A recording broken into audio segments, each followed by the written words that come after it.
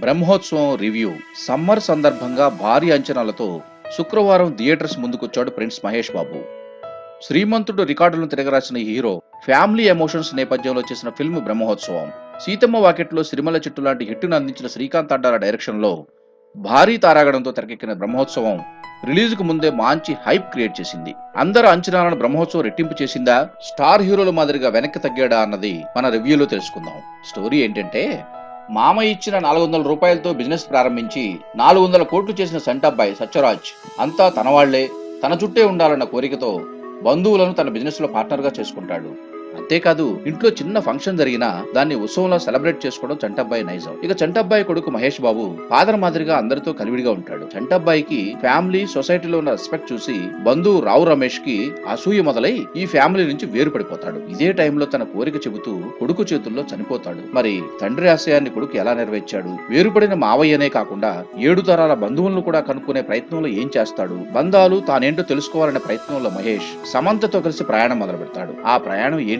సమంత ఎవరు? చివరకు తన ఇంట్లో పరిస్థితులు మార్చేందుకు అతనికి ఆ ప్రయాణం ఎలా ఉపయోగపడింది వంటి ప్రశ్నలకు సమాధానమే మిగతా స్టోరీ. సినిమాలో విశేషాలు. ప్రతి మూవీకి మహేష్ బాబు డిఫరెంట్ నటనతో ఆడియన్స్ ఆకట్టుకున్నాడు. ఒక యువకుడు తన మూలాన్ని సెర్చింగ్ చేసే ప్రయాణమే ఈ ఫిల్మ్. ఈ స్టోరీ చుట్టూనే బలమైన భాగోద్వేగాలు పండేలా సన్నివేశాలు, రియల్ లైఫ్ ను పదే గుర్తుకు తెస్తుంది. ఫస్ట్ హాఫ్ అంతా ఇంటి చుట్టూనే సాగుతుంది. మరదలు, అత్తయ్యలు, మావయ్యల మధ్య సందడి, ఆ ఇంటికి అతిథిగా వచ్చిన కాశీ అన్నపూర్ణ చుట్టూ అల్లిన రొమాంటిక్ సన్నివేశాలతో సాగిపోతుంది.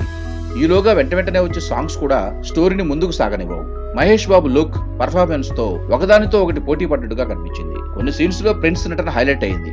సమంత స్టోరీలోకి రాగానే ఫ్యామిలీ మూలాలను వెతుకుతూ దేశం నలుమూలలా తిరుగుతుంటారు. ఆ సన్నివేశాలు కాస్త సాగాయి. కాకపోతే వెన్నెల కిషోర్ రాకతో స్టోరీ స్పీడ్ అందుకుంటుంది. ఫస్ట్ హాఫ్ లో హీరోయిన్ గా కనిపించిన కాజల్ సెటిల్డ్ పర్ఫార్మెన్స్ తో మెప్పించింది. స్వతంత్ర భావాలున్న అమ్మాయిగా ఆకట్టుకుంది. డైరెక్టర్ అడ్డాల శ్రీకాంత్ పూర్తిగా ప్రిన్స్ ని ఫ్యామిలీ హీరోగా చూపించడంలో సక్సెస్ అయ్యాడు. ఆయన నమ్మకాన్ని ఒమ్ము చేయకుండా మహేష్ బాబు కూడా స్టోరీని తన భుజాలపై వేసుకుని నడిపించాడు. రొమాంటిక్ సన్నివేశాల్లో ఎంత అందంగా కనిపించాడో ఎమోషన్ సన్నివేశాల్లో కూడా అంత బాగా చేశాడు. కాజల్, సమంత, ప్రణీతలు పోటీపడి నటించారు. రావు రమేష్, సత్యరాజులు కథకు ఆయుపట్టు లాంటి పాత్రలు పోషించారు. ఇతర పాత్రల్లో నరేష్, శ్రియాజీ షిండే, కృష్ణ భగవాన్, తనికల భరణి, జయసుధ లాంటి లెక్కకు మించిన నటులు కథను నడిపించడంలో తమ వంతు పాత్ర పోషించారు. అక్కడక్కడ నెగిటివ్ పాయింట్స్ కూడా లేకపోలేదు. స్టోరీ మందకొండిగా సాగడం, పాటలు వెంటనే రావడం, ఇటువంటి సీన్లకు ఎడిటర్ కత్తెర వేస్తే బాగుండేది. ఆశించిన స్థాయిలో కామెడీ లేకపోవడం నిరాశ గురి చేస్తుంది.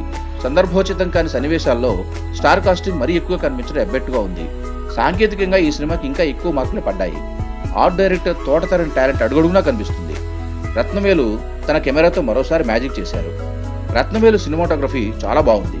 ముఖ్యంగా హరిద్వార్, కాశీ లాంటి ప్రాంతాల్లో తెరకెక్కించిన సన్నివేశాలు చూపు తిప్పుకోనివ్వవు. మిక్కీ జే మేయర్ పాటలు, గోపీ సుందర్ నేపథ్య సంగీతం సినిమాకి మరింత బలాన్నిచ్చేలా ఉన్నాయి. ఈ సినిమా గురించి మంచి మాట చెప్పాలంటే 7 తరాలను ఒక వేదిక మీదకు తీసుకురావాలన్న థీమ్ ప్లస్ పాయింట్.